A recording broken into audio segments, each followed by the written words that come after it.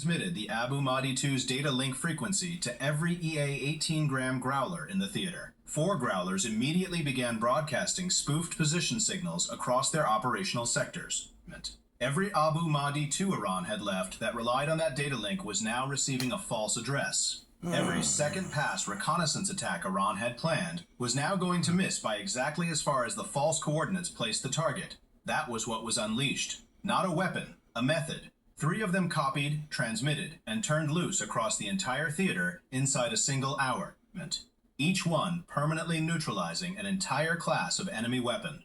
Russia designed the physics, China supplied the brain, Iran executed the math, and it almost worked. 3 of the most sophisticated attacks ever attempted against a single carrier, fired in 3 waves across 57 minutes, each one defeating every conventional defense the most advanced strike group in the world could deploy.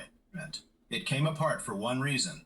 The Fatah 110D was beaten because a petty officer noticed a 3.1 degree cold reading at 09:10 minutes before anyone else knew the warhead existed. The Abu Mahdi II was beaten because a chief noticed a seeker was scanning instead of locking. 11 seconds after the contact appeared, the 50 boats were beaten because a chief had felt something wrong in the acoustic picture at 07:44 and spent 90 minutes below the waterline preparing for an attack that had not started yet. 3 weapons, 3 nations, 3 answers, and not one of those answers came from the radar array, or the fire control computer, or the billion-dollar combat system at the center of the ship.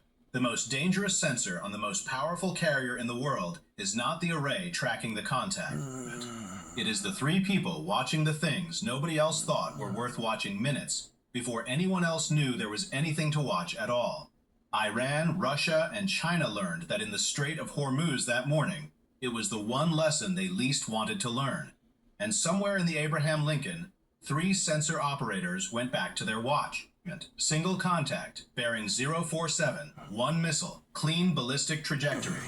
The fire control computer on the U.S. Abraham Lincoln begins building an intercept solution in the same second the contact appears, and the Combat Information Center runs the engagement with the focused efficiency of a crew that has done this exact thing many times and knows how it ends.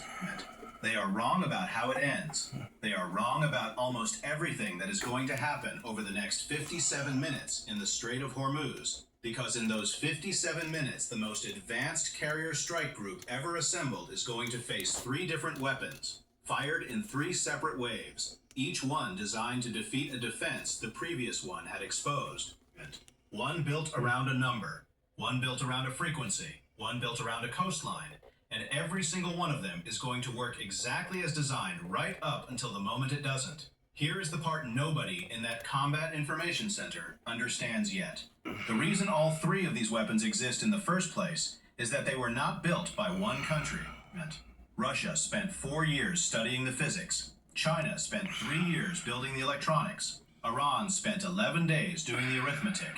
3 nations, 3 specialties, 1 carrier in the crosshairs. And the only reason the Abraham Lincoln is still floating at the end of this morning is 3 people you have never heard of, sitting at 3 sensor stations nobody important pays attention to, each of whom noticed something wrong minutes before the rest of the ship knew there was anything to notice at all.